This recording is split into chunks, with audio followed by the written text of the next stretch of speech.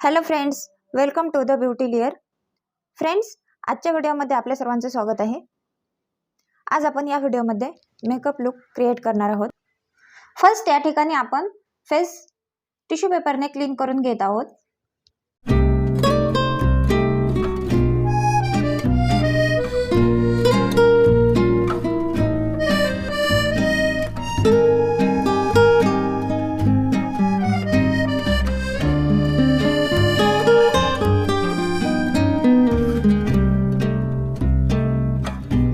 Tissue पेपरने face clean केल्यानंतर या ठिकाणी आपण टोनर अप्लाय केलेला आहे. टोनर अप्लाय करून या ठिकाणी ते सुकेपर्यंत थांबायचं आहे.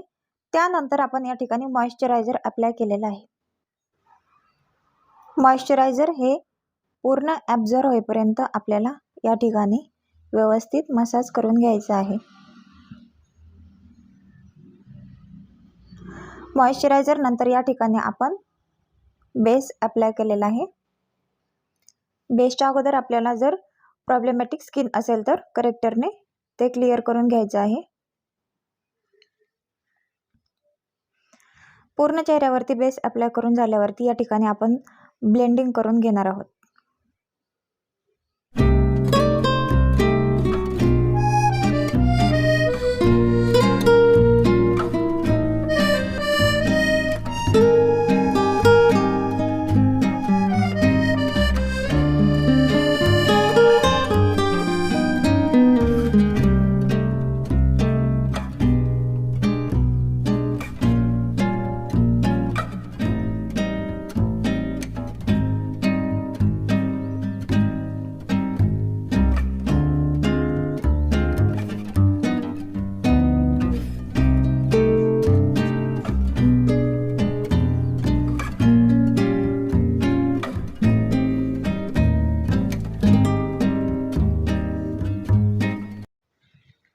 बेस पूर्ण चेहऱ्यावरती ब्लेंडिंग केल्यावरती या ठिकाणी आपल्याला हायलाइट एरिया घ्यायचा आहे. हायलाइट एरिया घेतल्यावरती तो पूर्णपणे ब्लेंडिंग करून घ्यायचा आहे.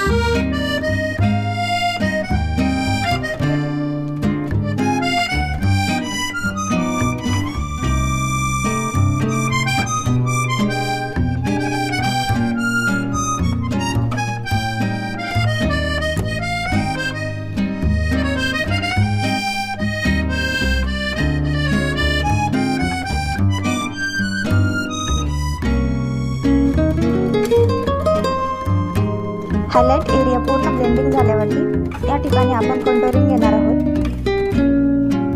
नोज कटिंग, चिन कटिंग ते व्यवस्थित ब्लेंडिंग करून घ्यायचं आहे.